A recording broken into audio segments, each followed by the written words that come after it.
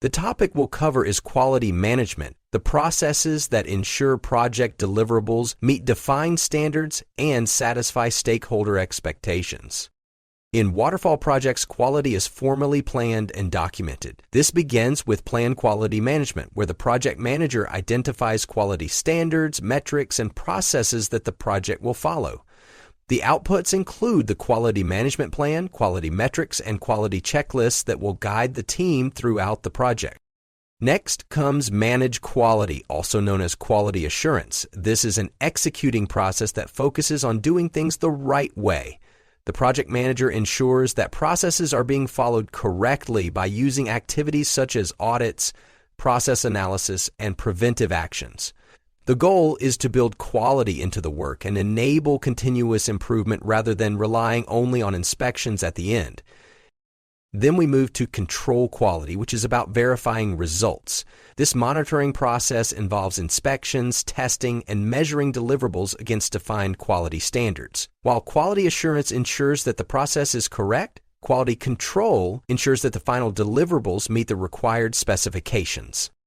The exam also emphasizes the concept of the cost of quality, which includes 4 categories. Prevention costs are incurred to avoid defects in the first place. Appraisal costs are for measuring and monitoring, such as inspections and tests. Internal failure costs are the costs of defects found before delivery, such as rework or scrap. External failure costs occur after delivery, such as warranty claims or recalls. Remember, PMI stresses that prevention is cheaper and preferred over inspection.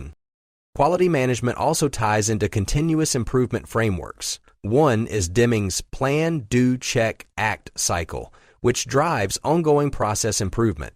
You should also be aware of Six Sigma, which focuses on reducing defects, and Lean, which emphasizes eliminating waste. On the exam, expect questions on quality tools. These include the cause and effect diagram, also known as the Ishikawa or fishbone diagram, which helps identify root causes of problems. The Pareto chart, which applies the 80-20 principle to highlight the vital few causes that generate most problems. Histograms, which display data distributions. Control charts, which track process variation and use concepts like upper and lower control limits, the rule of 7, and distinguishing assignable from common cause variation. Scatter diagrams, which show relationships between 2 variables. Flowcharts, which map processes, and check sheets, which are simple tally forms for data collection. Other important concepts include benchmarking, where project processes are compared against best practices, audits, which ensure compliance and promote continuous improvement, and the distinction between prevention and inspection. Remember, in predictive projects, prevention is always emphasized over inspection.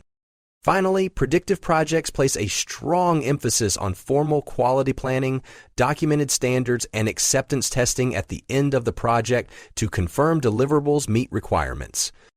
So, quality management in predictive projects is about planning standards, assuring the process, controlling results, preventing defects, and driving continuous improvement using structured tools and techniques. Now we'll go through practice questions that test your knowledge of quality assurance versus quality control, cost of quality, continuous improvement frameworks, and the use of quality tools in predictive environments. Let's get into the first question on this topic. Question 51. The project manager is planning a large-scale infrastructure project using a predictive approach. The sponsor emphasizes minimizing costly rework and ensuring stakeholder satisfaction. During quality planning, the team struggles to agree on how to measure success and apply quality standards consistently across work packages. What should the project manager do? A. Begin quality planning after scope and schedule baselines are finalized to avoid misalignment. B. Use the requirements traceability matrix to define measurable quality goals linked to stakeholder expectations. C. Facilitate a workshop to define quality metrics and integrate them into the quality management plan. D. Allow each work package lead to define quality standards independently to improve ownership and accountability. You can pause the video here if you need more time to work on the question. The correct answer is C. This question tests your understanding of planning quality in predictive environments, where quality must be defined early and clearly documented to guide execution and avoid costly rework. Choice C is the best option because facilitating a workshop promotes shared understanding and ensures quality metrics are agreed upon and integrated into the quality management plan. This promotes alignment and proactive quality control. Choice A is incorrect. Waiting until the scope and schedule are baseline delays quality planning. PMI recommends starting quality planning in parallel with scope planning, not after.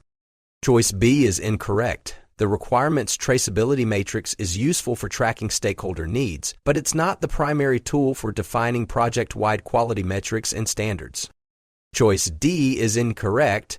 Allowing different teams to define their own standards leads to inconsistency, which undermines quality control in predictive projects. Let's move on to the next question if you're ready. Question 52. A predictive project is in execution, and the project manager notices that different teams are using slightly different procedures to complete similar tasks. Some completed deliverables are failing inspections due to inconsistencies in how quality standards were interpreted and applied. What should the project manager do next? A. Conduct a root cause analysis on failed deliverables and update the issue log. B. Assign inspection responsibilities to ensure objectivity during quality control. C. Perform a process analysis and recommend preventive actions to align execution with quality standards. D. Increase the frequency of quality inspections to identify non-conformance earlier. You can pause the video here if you need more time to work on the question.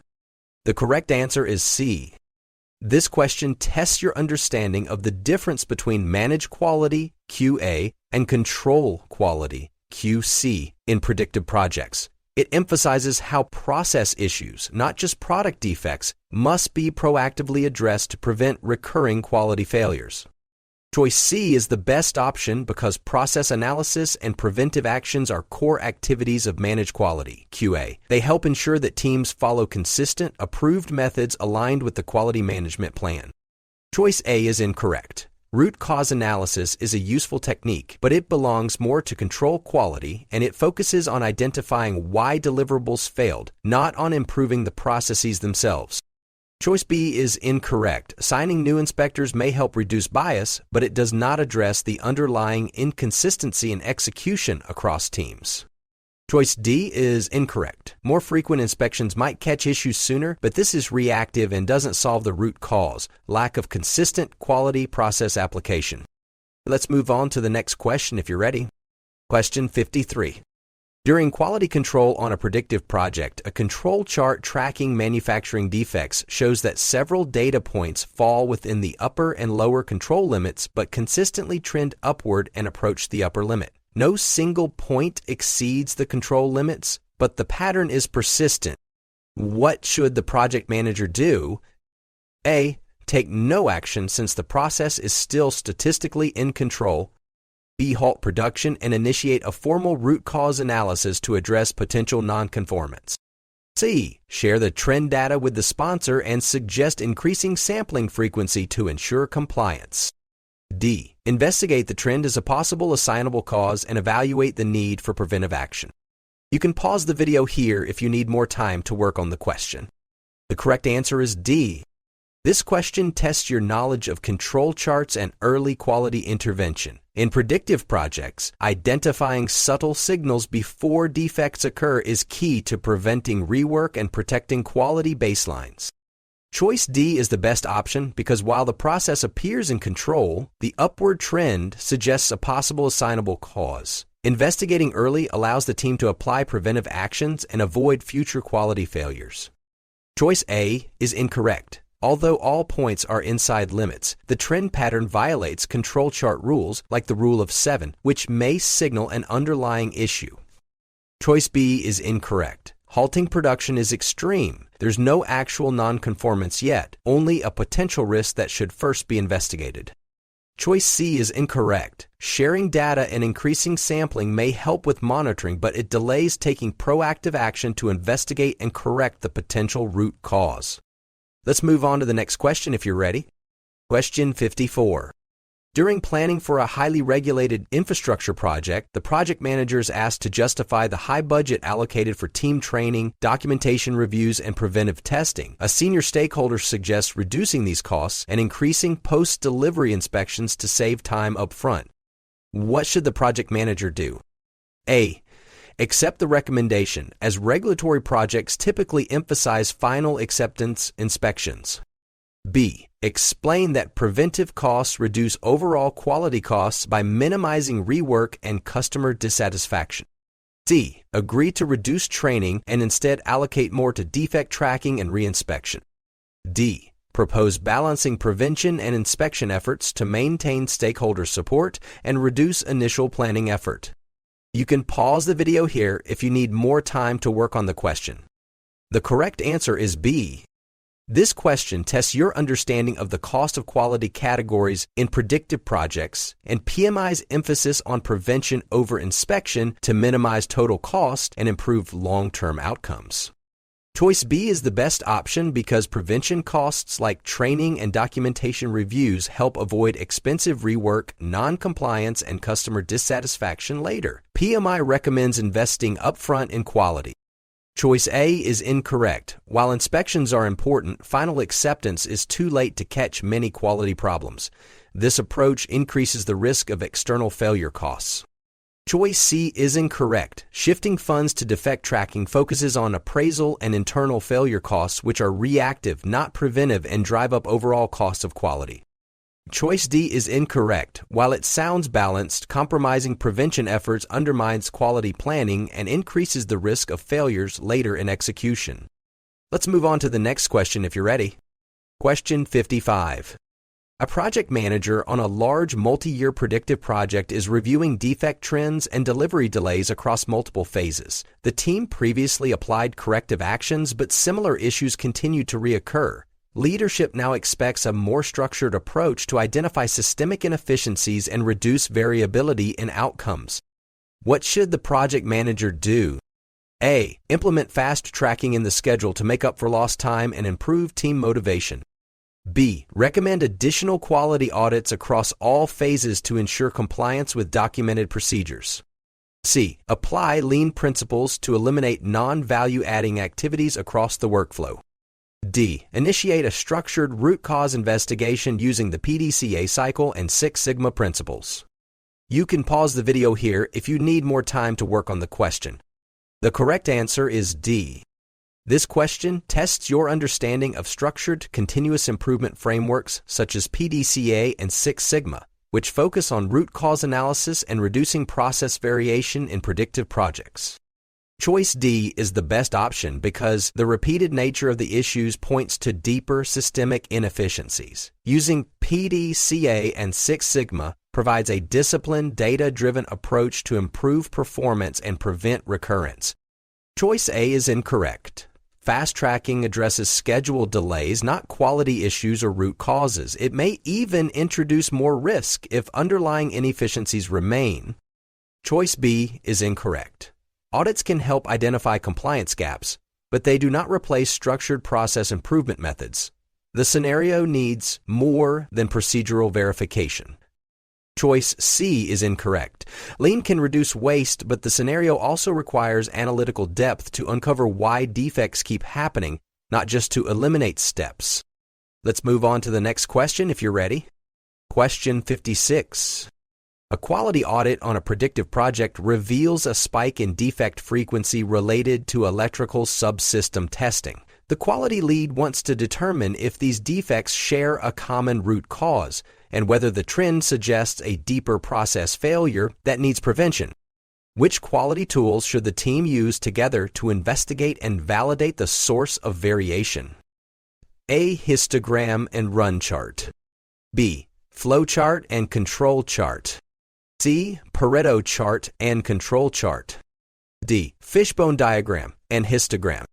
You can pause the video here if you need more time to work on the question. The correct answer is C.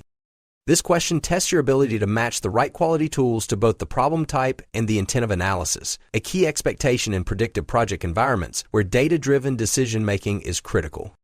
Choice C is the best option because the Pareto chart helps the team prioritize the most frequent defects, applying the 80-20 principle, while the control chart enables them to see whether the process is statistically in control and whether variation is assignable or common cause. Used together, they provide both prioritization and trend validation. Choice A is incorrect. While histograms and run charts show frequency and trend, they don't provide insight into process stability or root cause depth. Choice B is incorrect. Flowcharts map processes and control charts detect variation, but this pair lacks prioritization of defect types and doesn't guide resolution effectively. Choice D is incorrect. A fishbone diagram supports brainstorming potential causes, and a histogram shows defect frequency, but neither shows whether variation is systemic or under control. Let's move on to the next question if you're ready. Question 57. Midway through a complex government infrastructure project using a predictive approach, the project manager notices inconsistent quality results across multiple work packages. To address the issue, the manager wants to ensure alignment with industry best practices while also identifying internal process inefficiencies.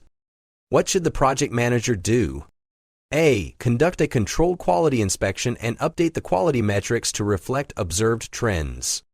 B. Initiate a lessons learned session with key team members and vendors to review execution gaps. C. Perform benchmarking against similar high-performing projects and initiate a quality audit. D. Present the issue to the sponsor and recommend increasing compliance reviews across the remaining work. You can pause the video here if you need more time to work on the question. The correct answer is C. This question tests your understanding of proactive quality improvement tools in predictive projects, specifically how to use benchmarking and audits to identify gaps and align with best practices. Choice C is the best option because benchmarking allows the project manager to compare performance with external high-performing standards, while a quality audit helps evaluate the effectiveness of current processes and identify opportunities for improvement. Both are proactive, structured tools for addressing systemic issues. Choice A is incorrect. While control quality inspections focus on verifying deliverables, they don't address root causes or broader process weaknesses. Choice B is incorrect. Lessons learned are valuable, but they're generally captured after phases or at closure, not ideal for mid-project course correction. Choice D is incorrect.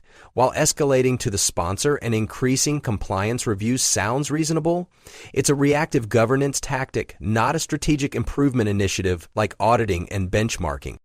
Let's move on to the next question if you're ready. Question 58. During testing of a repetitive manufacturing process in a predictive project, a control chart for defect rates shows 7 consecutive points plotted on the same side of the mean, all within control limits. The process owner insists that since the points are inside the limits, no action is required. What should the project manager do? A. Take no action, as all points fall within upper and lower control limits. B. Recalculate the control limits to account for the shift in performance trend. C. Perform a cause analysis and consider corrective action due to the indication of a non-random pattern. D. Consult with the quality team to adjust sampling frequency and continue monitoring for additional trends.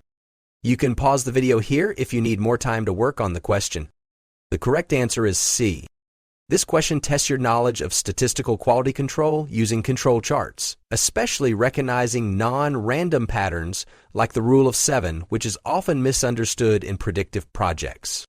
Choice C is the best option because 7 points on the same side of the mean, even within control limits, signal non-random variation. This violates process stability assumptions and calls for investigation and possible corrective action. Choice A is incorrect. While the points are within limits, ignoring the trend misses the early warning of process instability. Choice B is incorrect. Recalculating control limits without understanding the cause could normalize abnormal behavior, masking issues. Choice D is incorrect. Adjusting sampling frequency is premature. While it sounds reasonable, it doesn't address the non-random trend already present. Let's move on to the next question if you're ready. Question 59. A pharmaceutical manufacturing project following a predictive life cycle is in the execution phase. The quality assurance team recommends investing more time in process audits and preventive checks to ensure compliance. But some engineers argue that testing the final deliverables is more practical given tight timelines. What should the project manager do? A. Support increased preventive activities to reduce the likelihood of defects and downstream rework. B. Prioritize final product testing and inspections to ensure regulatory compliance. C. Discuss the decision with the quality control lead to balance prevention with available resources. D. Continue with inspections while adding defect tracking metrics to guide future quality improvements. You can pause the video here if you need more time to work on the question. The correct answer is A. This question tests your understanding of PMI's emphasis on prevention over inspection, especially in highly regulated industries like pharmaceuticals, where quality issues can be extremely costly if detected late. Choice A is the best option because preventive actions such as audits and process checks reduce the risk of errors before they occur. In predictive environments, early quality planning and prevention help avoid costly downstream rework. Choice B is incorrect. While final inspections are important, relying on them reactively increases the risk of missing process-related defects and leads to a higher cost of quality. Choice C is incorrect. While discussing the matter is collaborative, it defers decision-making and lacks the proactive leadership expected from the project manager. Choice D is incorrect. Adding defect metrics is helpful for trend analysis but does not substitute for prevention. It's reactive rather than proactive. Let's move on to the next question if you're ready. Question 60. A predictive infrastructure project is nearing completion. The project manager wants to implement lessons learned from quality reviews and embed a culture of continuous improvement into the organization's project practices. Which approach best supports this goal within a predictive project environment? A. Use control charts and inspections to identify deliverable defects during testing. B. Establish a root cause analysis framework and apply statistical process control post-project. C. Conduct a quality audit and recommend Kaizen techniques for ongoing small improvements. D. Use total quality management (TQM) principles to embed organization-wide continuous improvement focused on processes and people. You can pause the video here if you need more time to work on the question. The correct answer is D. This question tests your understanding of organizational-level quality frameworks and how they can be applied after project execution in a predictive environment. It also compares TQM with tactical methods like Kaizen and inspection tools. Choice D is the best option because TQM provides a structured, organization-wide approach to improving quality systems, aligning people, processes, and culture around continuous improvement. It's a strategic fit for post-project quality enhancement.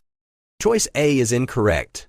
Control charts and inspections are tools used during execution, not suitable for establishing long-term quality culture post-project. Choice B is incorrect. Root cause analysis is useful for issue resolution, but lacks the systemic organizational focus needed to drive cultural change.